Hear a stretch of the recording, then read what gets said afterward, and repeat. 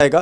बहरहाल आज हमारे साथ अमरीश मिश्रा एक बार फिर से जुड़ रहे हैं। अमरीश मिश्रा के बारे में मैं सिर्फ इतना कहना चाहूँगा कि ईरान को बहुत गहराई से समझते हैं। इस महीने के पहले हफ्ते में वो ईरान में थे, जहां उनकी मिलिट्री के एक्सपर्ट से बात हो रही थी, वहां के बड़े बड़े संपादकों से बात हो रही थी, वहां उनकी मुलाकात ईरान के राष्ट्रपति पेजेश्कियान के साथ भी हुई है और इसके अलावा खामनेई के सलाहकारों से भी मिले। ईरान को बहुत अच्छे से जानते हैं, इजराइल की भी उनको खबर है और अमेरिका की जियोपॉलिटिक्स भी समझते हैं। एक बार अमरीश मिश्रा जी को ज़रूर सुनिए, आपको पता लगने लगेगा कि होने क्या जा रहा है मध्य एशिया में। अमरीश जी, जो नया डेवलपमेंट मुझे दिख रहा है कि एक तरफ तो अंतिम तैयारियां दोनों तरफ से हो रही हैं, इजराइल और अमेरिका की, उधर ईरान की भी जो है आप कह सकते हैं लास्ट मिलिट्री ड्रिल चालू है। लेकिन एक बड़ा डेवलपमेंट देखने को मिल रहा है कि अगर हम इजराइल की मीडिया पर भरोसा करें तो यूनाइटेड अरब एमिरेट्स यानी अबू धाबी, दुबई, जॉर्डन और यूनाइटेड किंगडम यानी ब्रिटेन, ये तीनों मुल्क ने एक तरह से संकेत दिया है कि अगर युद्ध होता है, अमेरिका अटैक करता है, तो ये अमेरिका के साथ होंगे। क्या आपको लगता है कि ये एक नए तरह के समीकरण है मिडिल ईस्ट में, जहां यूएई एमिरेट्स जो है वो अमेरिका की गोद में है, जबकि सऊदी अरब या फिर कतर या ओमान या फिर कुवैत जैसे बादशाहत जो अमेरिका की गोद में, जिसको एक परसेप्शन था बैठने का, वो कहीं ना कहीं दूर है इससे? ये देखिए, बहुत बड़ी बात है जो इसका एक आउटकम है या फॉल आउट है या इसका परिणाम, जो इस समय पूरी अंतिम तैयारियां चल रही हैं, जो सीधे लामबंदी हो रही है अमेरिका और ईरान के बीच। देखिए, सऊदी अरब को तो लंबे समय से, जब से सऊदी अरब बना है, आप समझ लीजिए, या जब से इजराइल मान लीजिए 1948 से बना है, तब से अमेरिका सऊदी अरब को कल्टीवेट कर रहा है। वो एक ऐसा अरब देश जो जो इजराइल के पक्ष में रहे। और सऊदी अरब ने तमाम सब, जो भी उतार चढ़ाव होता रहा, सऊदी अरब साथ रहा अभी तक, इब्राहिम अकॉर्ड्स तक होते रहे, फिर 7 अक्टूबर 2023 हो गया। और सऊदी अरब की इस समय यूएई से एकदम ठनी हुई है। मतलब आप ये समझिए, ये हालात हैं अफ्रीका में और यमन में, सब जगह दोनों पक्षों में गोलियां चल चुकी है। तो सऊदी अरेबिया का अलग होना, ईरान के साथ आना, अब यूएई को यह लग रहा है कि वो एक मिडिल ईस्ट में सुपर पावर बन के उभर सकता है। फाइनेंशियल पावर है ही उसके पास। अब वो सैनिक ताकत भी एक्वायर करने की पूरी कोशिश कर रहा है और अमेरिका ने उसको बहुत कुछ वायदा किया है। न्यूक्लियर जी वगैरह भी शायद वायदा कर दिया, अभी इसके बारे में कंफर्म नहीं है, लेकिन ये भी बात हुई। लेकिन जी। यूएई ये नहीं देख रहा है कि ईरान सीधे यूएई पे हमला करेगा और यूएई में जो अमेरिकन बेसेस हैं वो इस्तेमाल हुए, या यूएई ने जिस तरह की पिछली बार भी मदद की थी, इस बार भी और खुल के करेगा जैसे लग रहा है। तो यूएई का वजूद खतरे में आ सकता है। ये जो 7 टापू हैं, या एक एक आप कह लीजिए कि 7 इलाके हैं जिनको मिलके यूएई बना है, ये 7 किंगडम्स हैं।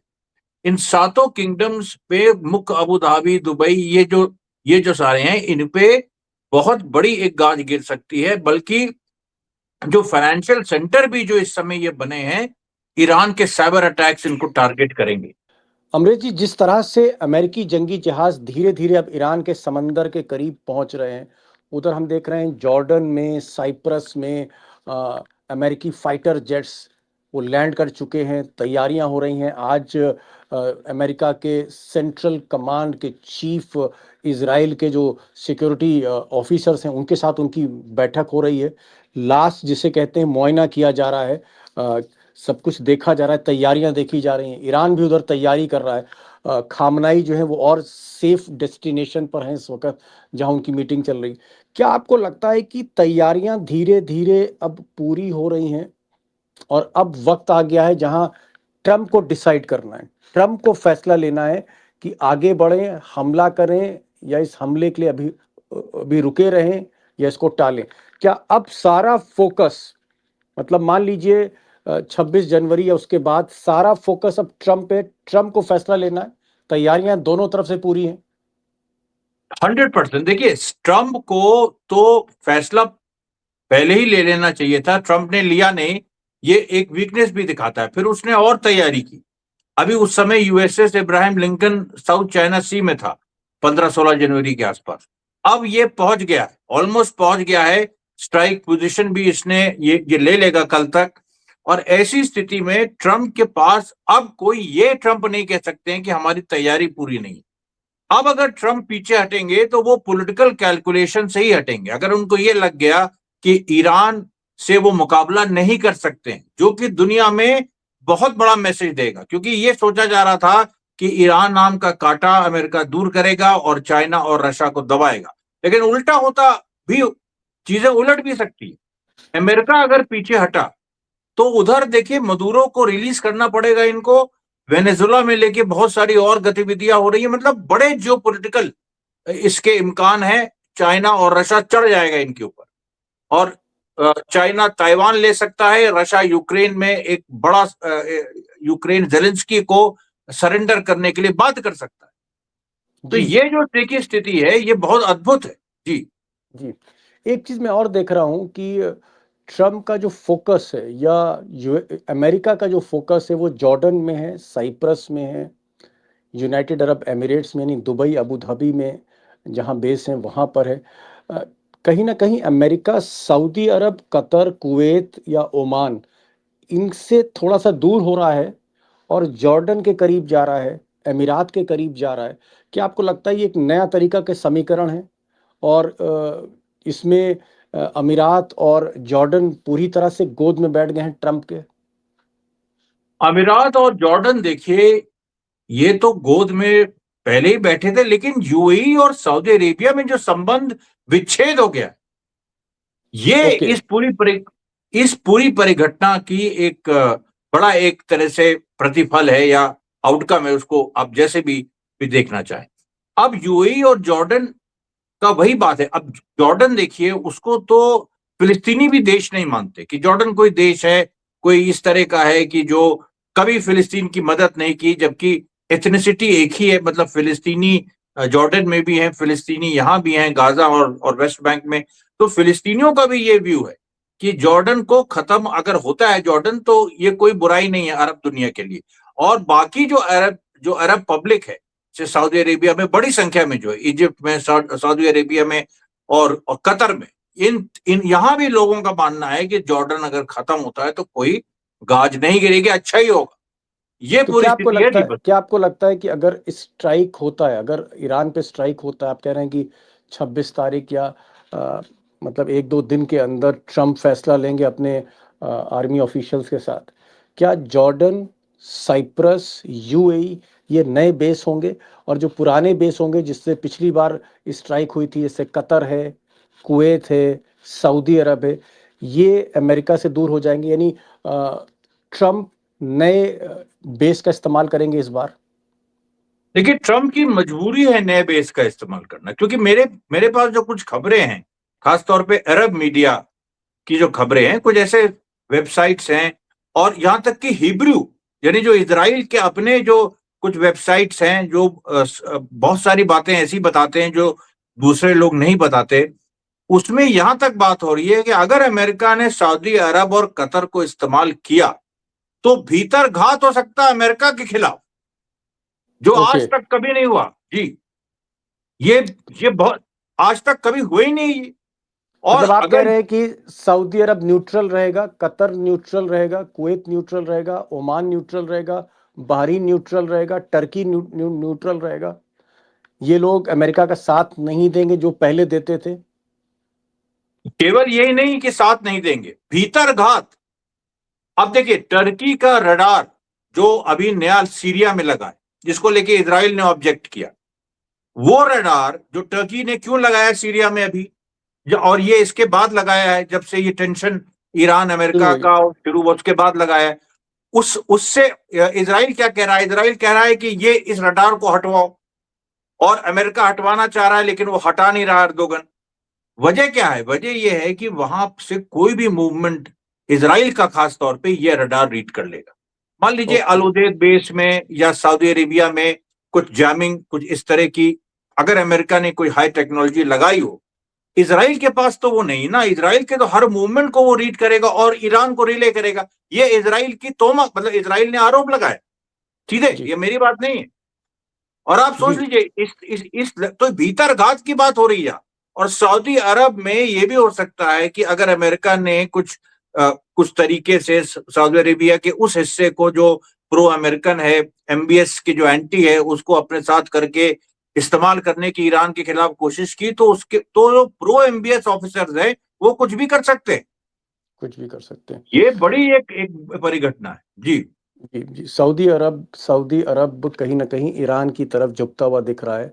अपने बहुत पुराने साथी, विश्वसनीय साथी अमेरिका से थोड़ा सा दूर हो रहा है, क्योंकि ईरान की जंग में वो अमेरिका के साथ खड़ा होता नहीं दिखना चाह रहा। ये सऊदी अरब की एक तरह की नीति है, एक नई नीति आप कह सकते हैं। और यही नीति कहीं ना कहीं कतर की है और कुवैत की है, ओमान की। एक और चीज़ मैं पूछना चाह रहा हूँ आपसे। ये बात सही है अमरीश जी की जिस तरह का ट्रंप ने व्यूह रचना रची है, पूरे मिडिल ईस्ट में 500 से ज़्यादा फाइटर जेट्स खड़े कर दिए, स्टेशन कर दिए, 2 बड़े एयरक्राफ्ट कैरियर, जंगी जहाज, जॉर्ज बुश और अब्राहम लिंकन, 2 सबसे खौफनाक, सबसे बड़े दुनिया के जहाजी बेड़े, वो ईरान को घेर रहे हैं। ऐसी स्थिति में आपको लगता है कि सूनर और लेटर, अभी नहीं तो थोड़े दिन बाद, क्या ट्रंप स्ट्राइक करेंगे? क्या उनका ऑब्जेक्टिव है स्ट्राइक करना? और इसीलिए इतिहास में पिछले 25-30 साल में सबसे बड़ा एक मिलिट्री घेराबंदी हो रही है मिडिल ईस्ट में अमेरिका के हाथों।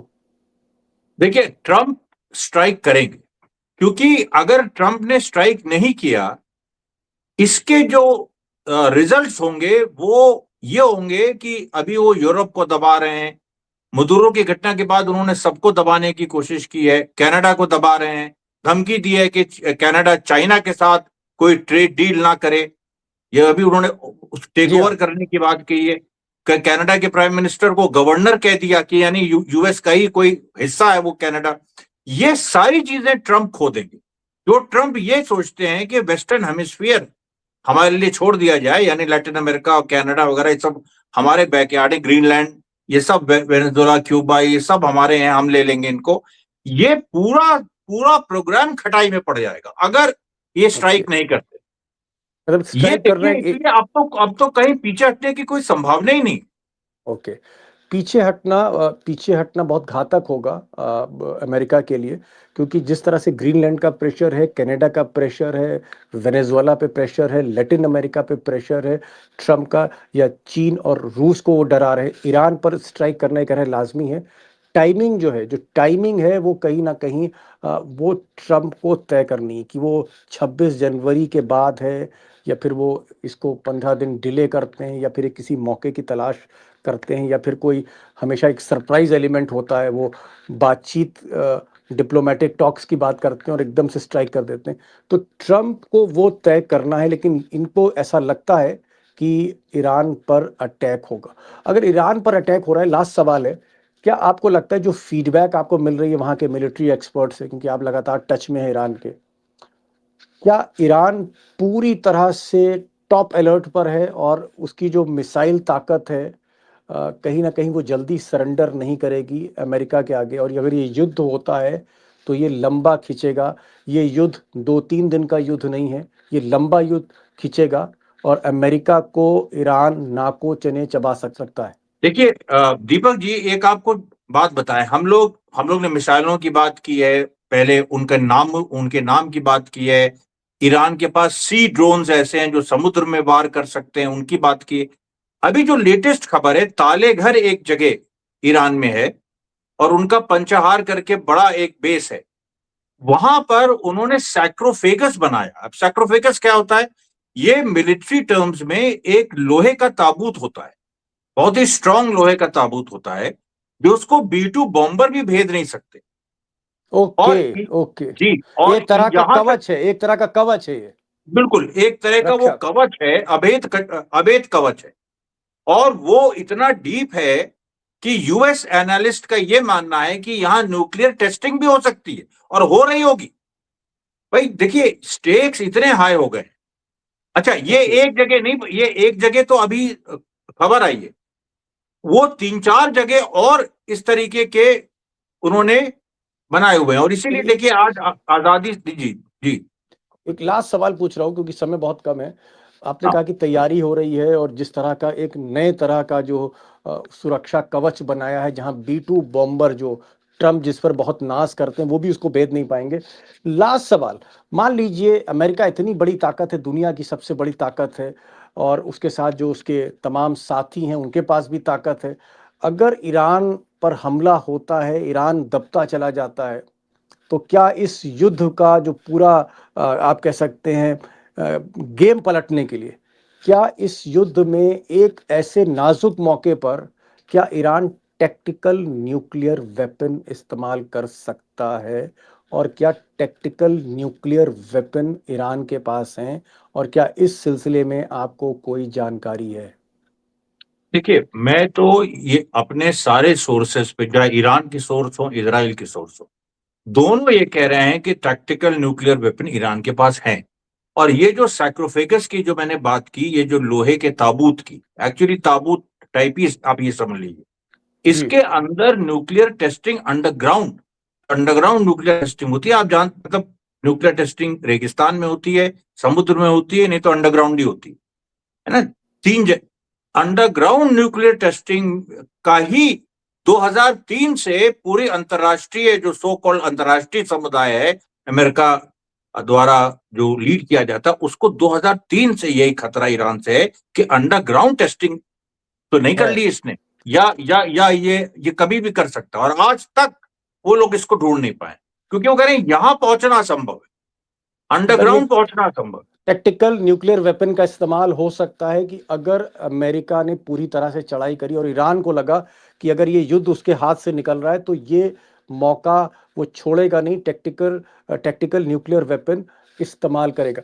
मैं एक चीज और जानना चाह रहा हूँ, क्या आपको लगता है कि ये जंग लंबी खिंचेगी और अमेरिका को अल्टीमेटली भारी पड़ सकती है, और इसी वजह से ट्रंप जो है बहुत कुछ तय नहीं कर पा रहे, थोड़ा सा कंफ्यूज दिखते हैं?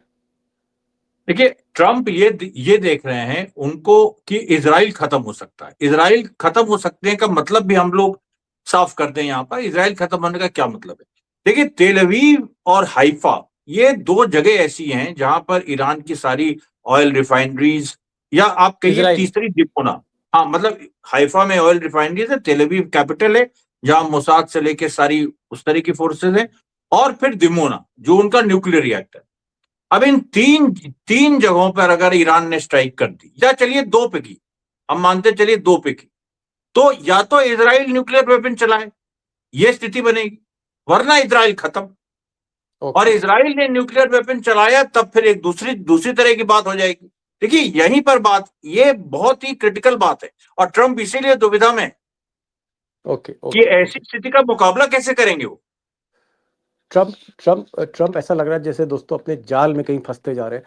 उन्होंने एक सैनिक व्यू रचना तो रच दी है। इतिहास में अब तक का सबसे बड़ी आप कह सकते हैं मिलिट्री नाकेबंदी कर रखी ईरान की, जहां पर बड़े बड़े वॉरशिप्स हैं, 500 से ज़्यादा फाइटर जेट्स हैं। लेकिन अभी भी जो अमरीश भाई कह रहे हैं कि ट्रंप को ये लगता है कि अगर वो पहली स्ट्राइक करें और ये युद्ध हुआ, और युद्ध में कहीं न्यूक्लियर टैक्टिकल वेपन का इस्तेमाल हुआ, हाइफा से लेके तेल अवीव जो इसराइल के दो बड़े एसेट्स हैं उसको ध्वस्त कर दिया गया, तो एक तरह से ट्रंप जो है वो अपनी बाजी हार जाएंगे।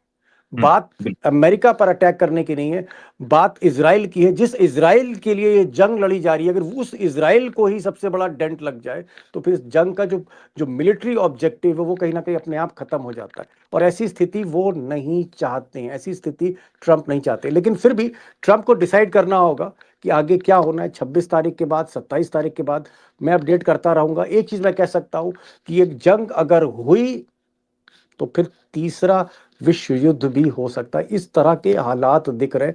जिस तरह से यूएई साथ में जा रहा है, यूनाइटेड किंगडम साथ में जा रहा है, जॉर्डन साथ में है, साइप्रस साथ में, कई और देश अमेरिका के साथ में, इजराइल तो खैर गोद में ही बैठा है, और इधर सऊदी अरब, कतर, कुवैत, ओमान न्यूट्रल हो रहे हैं, टर्की न्यूट्रल हो रहा है। और जहां तक हिंदुस्तान की बात है तो हिंदुस्तान ने अभी यूनाइटेड नेशंस की मीटिंग में ईरान का साथ दिया है, चाइना ने ईरान का साथ दिया है, यहाँ तक कि रूस और पाकिस्तान भी अब इस वक्त ईरान के साथ खड़े। तो जो समीकरण दुनिया के बन रहे हैं वो भी कम खतरनाक नहीं है। और मैं तो यही चाहूंगा, हर बार मैं कहता हूं कि ईश्वर करे ये युद्ध ना हो, क्योंकि अगर ये युद्ध होता है तो फिर संकट में हम भी हैं, आप भी हैं, सब है। अमरीश भाई आप आए, फोकस आपने आज किया, और जो आपने एक बात कही कि अब सारा का सारा जो खेल है वो ट्रंप के पास है, ट्रंप को ही पत्ते चलने हैं। लेकिन ट्रंप इसलिए रुके हुए हैं क्योंकि थोड़ा सा डर उनको इजराइल को लेकर है। बहुत बहुत शुक्रिया इस प्रोग्राम में आने का। Thank you so much Amrish Mishra ji.